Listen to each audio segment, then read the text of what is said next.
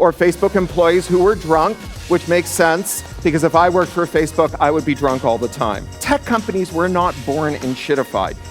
They spent years, decades, making good products.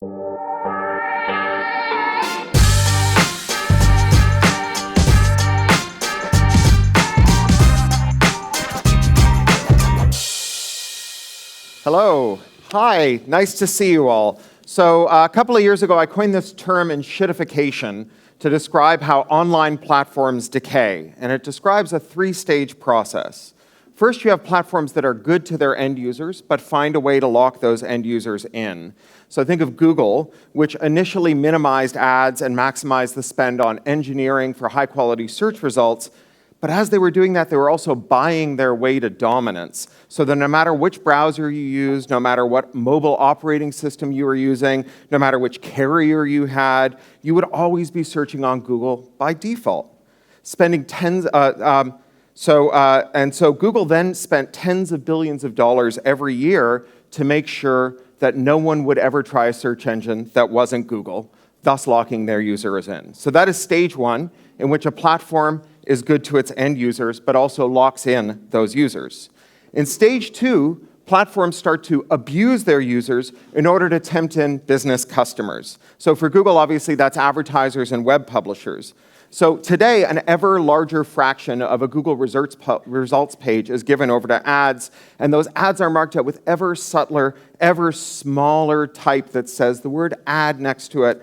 So, and Google uses commercial surveillance to target ads to us. So that's stage two, making things better for business customers while making things worse for end users. But those business customers also become dependent on the platform, just like the users are locked into the platform. After all, as soon as a business is getting like 10% of its customer or its revenue from one source, it becomes very vulnerable to that source. Very few businesses can stand a 10 or 20% reduction overnight in their gross revenue. And so once the business customers are locked into the platform, you get stage three of enshittification. This is where Google claws back all the value in the platform, both from business customers and from end users, leaving behind just like a homeopathic residue of value, just enough to keep everyone locked in while the rest of the value is gathered in for its shareholders and executives, and Google becomes enshittified. And you've probably noticed this. Google search results suck these days. And thanks to the 2024 Department of Justice antitrust case against Google, we know why it sucks. It starts in 2019 when Google found that its growth had stalled out. After all, more than 90% of the world was using Google to search, and we searched for everything. Any idea that came into our head, we typed into a search box, and always that search box belonged to Google. So how is Google going to grow? There were no more users left to switch to Google. The users who use Google were already using Google to search for everything. Well, after the trial last year, we got these internal memos that showed what Google did in order to boost growth. What they did was they made search worse. They reduced the system's accuracy so that you would have to search more than once to get the results that you were looking for, which meant that they would have more queries and therefore more opportunities to serve ads to you. And even as Google was doing that to its end users, it was also doing another dirty trick to its business customers. Google and Meta entered into a secret, illegal, collusive arrangement they codenamed Jedi Blue that raised the price of advertising and reduced the payout to publishers. So that's how we get to the enshittified Google that we all live with today, where every query starts with a blob of AI slop at the top of it, and then there's 5 paid results tagged with the word ad in 8-point type that's 90% gray on white, which in turn sits over 10 spammy links from SEO companies that have generated their own AI slop. And yet we still keep using Google because we are all locked into Google. And that is enshittification as seen from the outside. First, a company is good to its end users, then it locks them in, and then it is good to its business customers, who then get locked in, and then it takes all the value for itself, leaving behind a giant pile of shit. That is enshittification, a tragedy in 3 acts. Enshittification follows the cloud, because every app makes a call to the cloud to ask how it could perform at every moment. Take the way that gig workers are paid. The legal scholar Veena Dubal coined a term to describe how Uber drivers' wages are calculated. She calls it algorithmic wage discrimination. And here's how the trick works. If you're an Uber driver and you've been picky about the jobs that you're willing to take recently, the app starts to put the wage offer up and up and up. But if you yield to temptation and start to take those higher payouts, the wage starts to go down again, toggling down in random intervals at small increments designed to be below the threshold for human perception, until eventually the Uber driver finds himself having gone into debt to buy a new car, having given up the side hustles that they had that used to let them be more picky about Uber, with their wage descending and descending until they end up seeking government assistance just to buy groceries. This is the technical mechanism by which enshittification takes place, and I call it twiddling. Digital businesses have infinite flexibility that comes from the marvelous flexibility of the computers that sit underneath them. And that means that every firm can reach into its business logic at will and twiddle the knobs that control the fundamental aspects of that business. So every time you interact with a firm, everything is different. The price, the cost, the search rankings, the recommendations. Twiddling is just a crude task that's done quickly. Any task that's simple but time-consuming, as we know, is a natural for automation.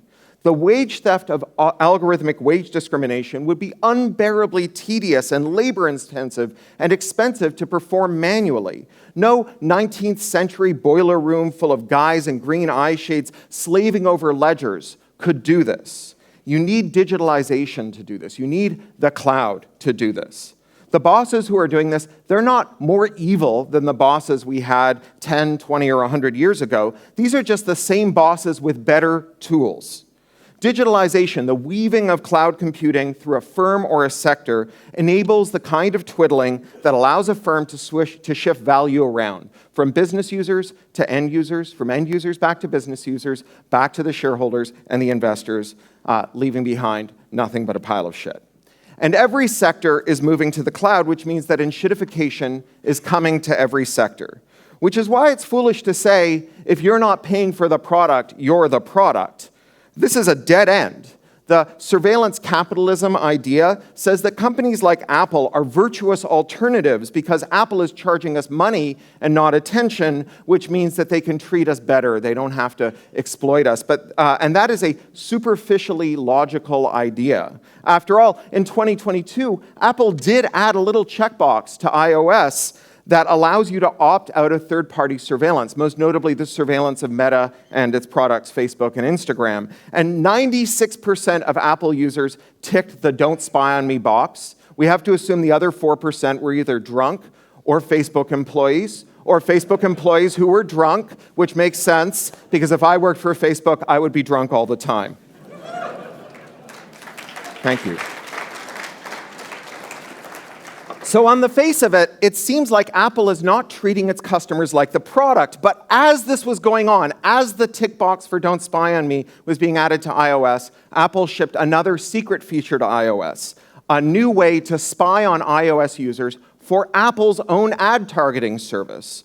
This is exactly the same purpose, targeting ads to you based on the places you've been, the things you'd searched for, the communications you'd had, the links you'd clicked on. Now, Apple did not ask its customers for permission to spy on them. It didn't let them opt out of the spying. It didn't tell them about the spying. When the newspapers printed that it was illegally and secretly spying on its users, Apple lied about it.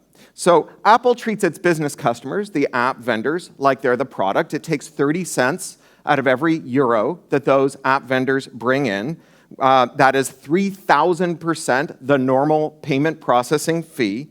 Apple treats its end users like the product. You shell out 1,000 euros for a phone, and you still get spied on to target ads to you. Apple is treating everyone like the product. In enshittification, the product is just whatever you can productize. Everyone is the product. Everyone gets twiddled because you have been conscripted into the tech industry because your industry was digitalized. So it's tempting to blame the cloud for this. But tech companies were not born enshittified. They spent years, decades, making good products. If you're old enough to remember the launch of Google, you will recall that at the outset, searching on Google was magic. You could ask Jeeves questions for 1,000,000 years, and you would never get an answer as crisp, as useful and as helpful as the answer you would get from just typing a few vaguely descriptive search terms into a Google box. That's why we bought iPhones. That's why we joined our friends on Facebook.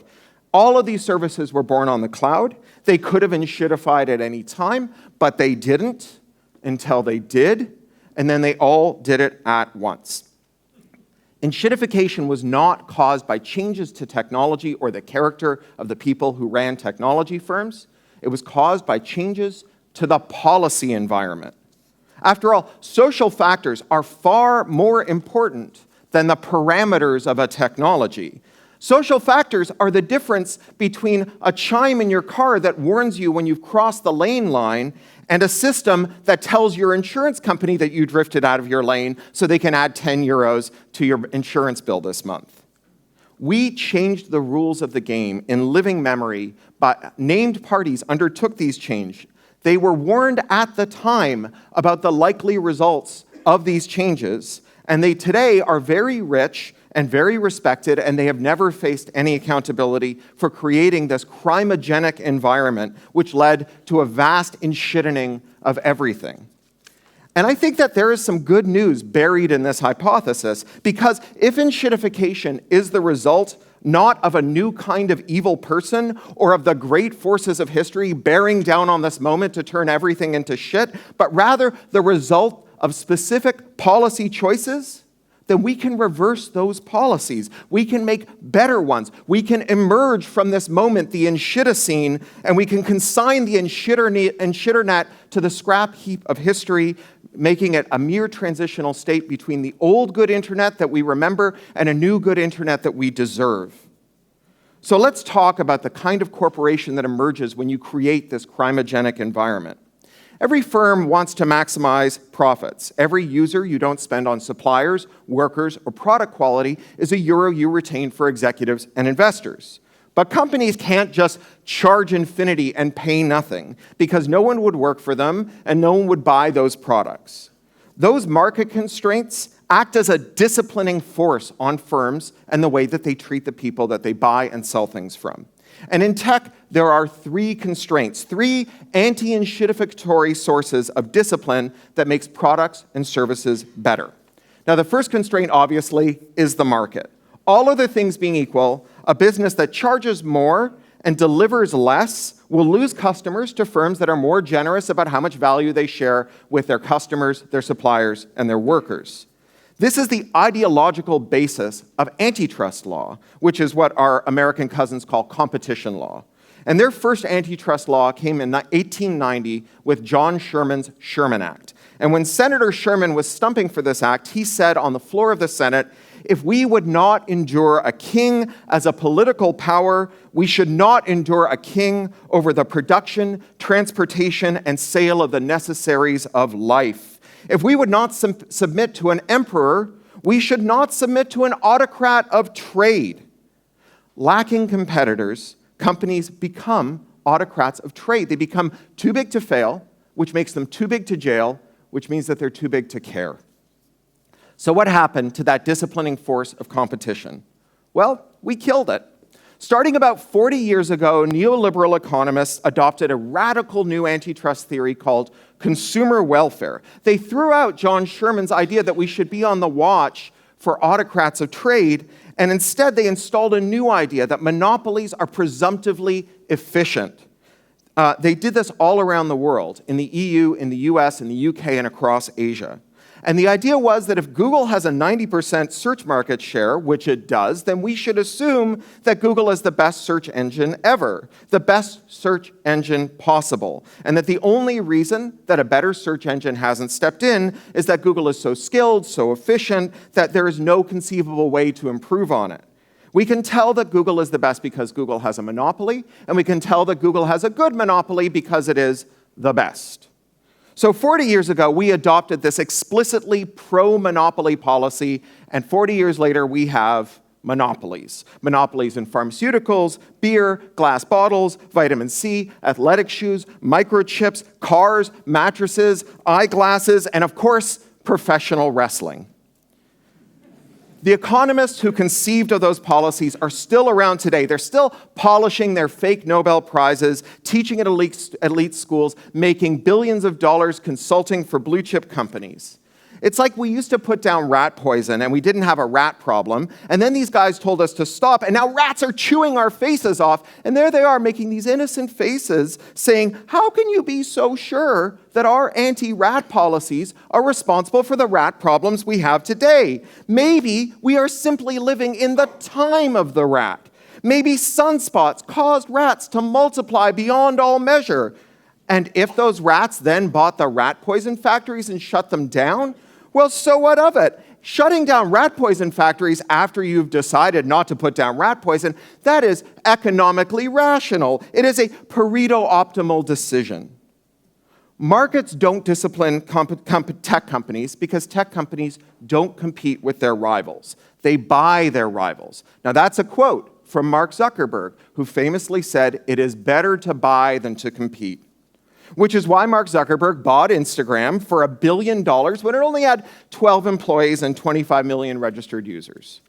But I said there are three forces that discipline competition. And the second of these forces, that's regulation, the discipline that is imposed by governments. And it's a mistake to see the discipline of markets and the discipline of states as being separate. They are intimately connected because competition is a necessary condition for effective regulation. Once a sector cartelizes, once it collapses into oligarchy, once it becomes so inbred that it develops a Habsburg jaw, once the internet became 5 giant websites filled with screenshots of the other 4, then that sector captures its regulators. Because a sector with 100 SMEs is a rabble. They are at each other's throat. They can't agree on anything. They can't agree on how to lobby. But when a sector turns into 5 companies, it is a conspiracy in waiting. A sector that has been boiled down to a mere handful of firms can agree on a common lobbying position. And they are so insulated from what Peter Thiel calls wasteful competition that they are a slosh in cash. And they mobilize that cash to turn their regulatory priorities into regulations. In other words, they capture their regulators. So regulatory capture may sound abstract and complicated, but I'll put it into concrete terms. The GDPR is today 9 years old, and small EU ad tech firms, companies that were small enough to fail and therefore small enough to jail, they went extinct in droves after the GDPR was passed. But big US tech companies, most notably Google and Meta, they continue to wipe their butts with the GDPR. How did they get away with this? Simple. They pretend they're Irish. Happy St. Patrick's Day. Ireland is a tax haven, and every tax haven is a crime haven. Because a company that can pretend that it's Irish this week, next week it can pretend that it's Luxembourgeois, Cypriot, Maltese, or Danish, or Dutch rather. So to keep a company from decamping to a more pliable competitor nation, tax havens have to offer a basket of regulatory gifts to the countries that headquarter there. Which is why in Ireland, the data protection regulator barely gets out of bed. And when they do, they only give companies the softest of wrist slaps. And so US tech companies that pretend to be Irish violate the GDPR, and once those cases arrive in Ireland, they die. And it's not just Ireland. In the UK, the antitrust regulator is called the Competition and Markets Authority, and until very recently it was run by a very effective fellow named Marcus Bokerink. But last month, the Prime Minister of the United Kingdom, Keir Starmer, fired Marcus Bokerink and replaced him with a guy called Doug Gurr, whose previous job was being the head of Amazon UK. So competition is dead. Regulation is dead. Companies are no longer disciplined by markets, nor are they disciplined by states. But there are 3 forces that discipline firms that contribute to an inhospitable environment for the reproduction of sociopathic and shittifying monsters in the C-suite. So let's talk about the other force, my favorite one, interoperability, the principle of 2 or more things working together. In the non-digital world, interop is hard. To make a light socket that works with any light bulb, you're going to have to agree on the direction, the pitch, and the diameter of the thread, the voltage, the amperage, and the wattage of the socket, or someone gets their hand blown off the next time they change a light bulb. But in the digital world, interop is built in, because the only computer we know how to make is the Turing-complete universal von Neumann machine, a computing machine capable of running every valid program, which means that for every enshittifying program, there is a disenshittifying program that you can install. So if HP writes a program to ensure that its printers only use OEM ink, someone else can write a program that disables that program so you can use any ink you want. Now, in the US, a company called Para shipped an app to help DoorDash drivers get paid more. Because in the US, DoorDash drivers make most of their money from tips, but the DoorDash driver app hides the tip amount until you irrevocably commit to the job. So you don't know when you accept a job whether it's worth $1.50 or $11.50 with a $10 tip. So Para, they made an app that peeked inside the JSON object that got transmitted to the driver's phone, found the tip, and revealed it. So the driver could decide whether they wanted to take that job or not, but DoorDash shut Para's app down. Because in America, apps like Para's were illegal because in 1998, Bill Clinton signed a law called the Digital Millennium Copyright Act, or DMCA, and Section 1201 of the DMCA makes it a felony to bypass an access control for a copyrighted work, with penalties of a $500,000 fine and a 5-year prison sentence for a first offense. Which is why, just the act of reverse engineering the DoorDash app, peeling away the DRM wrapper, became a potential felony. Which is why companies are so desperately horny to get you to stop using their websites and start using their apps. The web is open, apps are closed. The majority of web users have installed an ad blocker. No app user has installed an ad blocker because it's a felony to distribute such a tool because you would have to reverse engineer the app to do it. An app is just a website you wrap in the right kind of IP so that the company that made it can send you to prison if you modify it so that it serves your interests instead of the OEM's. Now, Europe adopted its own version of the DMCA in 2001 with Article 6 of the Copyright Directive, which copy-pasted the US Digital Millennium Copyright Act into European regulation. And the Commission was warned at the time that making it illegal to bypass digital locks would interfere with the repair of tractors, cars, ventilators, insulin pumps. Europeans warned them that laws banning tampering with digital locks would let American tech giants corner digital markets, force them to buy their apps and their games from American app stores, that they could cream off any commission that they wanted from. They warned that these laws were a gift to monopolists who would jack up the price of ink, that these copyright laws, far from serving European artists, would lock them into American platforms because every time someone in a European creator's audience buys a book or a game or a video or a song, it is locked to an American app and can never be unlocked. So if you're an artistic worker and you are in the EU and you want to migrate to a European competitor of an American firm, your audience can't come with you unless they're prepared to abandon their whole library because you cannot give them a tool to convert their files to work from one app and then in another. The Commission ignored these warnings, and now we live in a world where it is illegal to tamper with digital locks. Which means that if HP puts a digital lock on its printers that verifies you're not using third-party ink or refilling the HP ink cartridge, it's a crime to bypass that lock, which is how HP has gotten away with raising the price of ink. Printer ink today is the most expensive fluid you can buy as a civilian without obtaining a special permit. The colored liquid that you print your grocery list with costs more milliliter for milliliter than the semen of a Kentucky Derby winning stallion.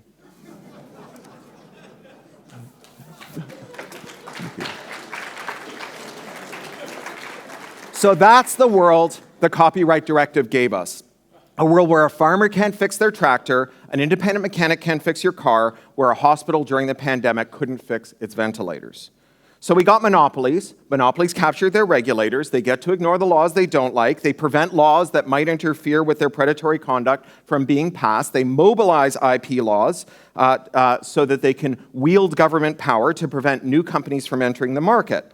That is the origin of enshittification. Multiple changes to the environment led to the threefold collapse of competition, regulation, and interoperability, which created the enshittogenic environment where the greediest, most sociopathic elements in the body corporate thrive at the expense of those elements that act as moderators on their enshittificatory impulses.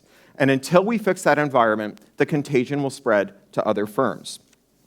So how do we create a hostile environment for enshittifiers? Well, first, there's antitrust. After 40 years of antitrust decline, this decade has seen a massive increase in antitrust enforcement. Now, it's true. The Prime Minister of the United Kingdom did just replace the head of the Competition and Markets Authority with the guy who used to run Amazon UK. But the thing that makes this so tragic is that the Competition and Markets Authority has done incredible work, and they did it under a conservative government. And in the EU, we've got the Digital Markets Act and the Digital Services Act going after the big tech with both barrels, shifting GDPR enforcement away from Ireland and to the federal courts. And in other countries around the world, Australia, Germany, France, Japan, South Korea, and China, yes, including China, there are new antitrust laws, new major antitrust enforcement actions, and these countries collaborate with each other. So we had the UK Competition and Markets Authority using its investigatory powers to research and publish a deep market study on Apple's abuse of 30% app tax. And then the EU used that report as the basis for an enforcement action against Apple, which took billions of euros out of them. And then the South Korean and Japanese enforcers translated the European case and ran it successfully on their countries too. Well, what are we going to do about regulatory capture? People are getting smarter about regulatory capture. Europe has passed these muscular right to repair laws. They have the DMA moving and repair I beg your pardon. But the DMA and these repair regulations have been hamstrung because neither of these laws permit Europeans to acquire tools to break a digital lock, which means that you only get to add a third-party app store to your iPhone if you do so on the terms that Apple has pushed through the European Commission, and those terms are nearly impossible to satisfy. And it still means you can't interpret a car's diagnostic messages so any mechanic can fix it, and so on, because the digital locks stop you from doing it, because giving someone a tool to break a digital lock remains illegal under Article 6 of the Copyright Directive. And of course, every printer, every smart speaker, every car, every tractor, every appliance, every medical implant has a digital lock that stops you from fixing it, modifying it, or using third-party parts, software, or consumables with it. Which means that the big tech disciplining forces of these laws on repair and interoperability have become hamstrung. Well, why don't we just get rid of Article 6 of the Copyright Directive?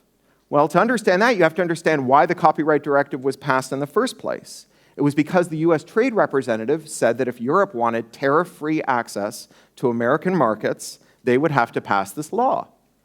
Now, I don't know if you've heard, Donald Trump is getting rid of tariff-free access to American markets. Now, the reflexive response to this has been to threaten retaliatory tariffs. This is what we've done in my country of Canada. Like all the best Americans, I'm a Canadian.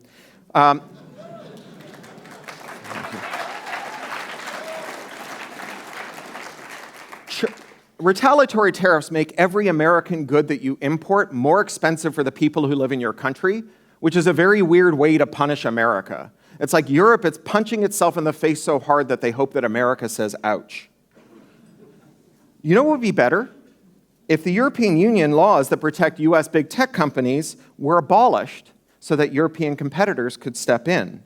Make it legal to reverse engineer, jailbreak, and modify American technology products and services. Make it legal for European mechanics to jailbreak a Tesla and unlock every subscription feature like autopilot and full access to your battery for one price forever. And when you sell it, the next owner will get those features as well, meaning your car is now worth more used. That is how you hurt Elon Musk, not by being performatively offended by his Nazi salute. He likes the attention. You have to strike at his rent-extracting, insanely high-margin sources of recurring revenue. You have to kick him right in the dongle. Thank you. Let Europeans stand up a European app store for games consoles and mobile devices that charges 3% to process a transaction, not 30%. So every European news outlet that sells subscriptions through an app and every European software author, musician, and writer who sells through a mobile platform or a games platform gets a 25% increase in revenue overnight before they've signed up a single new customer. But of course, they will sign up new customers by selling jailbreaking software and access to European app stores for every mobile device and games console to everyone in the world.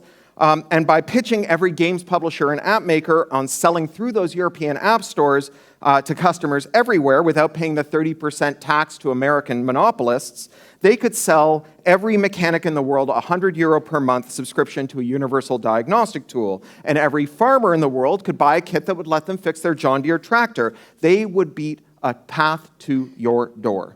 The EU could become a tech export powerhouse while making everything cheaper for European citizens, while making everything more profitable for anyone who sells media or software in an app store. And this is the best part. They would do it by frontally assaulting the most lucrative lines of business of the most profitable companies in the S&P 500 whose CEOs sat behind Trump on the dais, zeroing out those recurring sources of revenue immediately, globally, overnight, forever. That is how you win a trade war. We are entering a period of omni-shambolic polycrisis. The long, ominous rumble of climate change, authoritarianism, genocide, xenophobia, and transphobia turned into an avalanche. The perpetrators of these crimes against humanity have weaponized the internet, colonizing the 21st century's digital nervous system, using it to attack its host, threatening civilization itself. The Enshittinet was purpose-built for this kind of apocalyptic co-option, organized around giant corporations who would trade a habitable planet and human rights for a 3% tax cut, who blocked the interoperability that would let us escape their clutches. It did not have to be this way. The Enshittinet was not inevitable. We do not have to be eternal prisoners of the catastrophic policy blunders of clueless lawmakers. A new good internet is possible and necessary. We can build it. We can imbue it with the technological self-determination of the old good internet and the ease of use of Web 2.0. We can build a place where we can resist and survive climate collapse, fascism, genocide, and authoritarianism. A new good internet. We can build that internet, and we must. Thank you.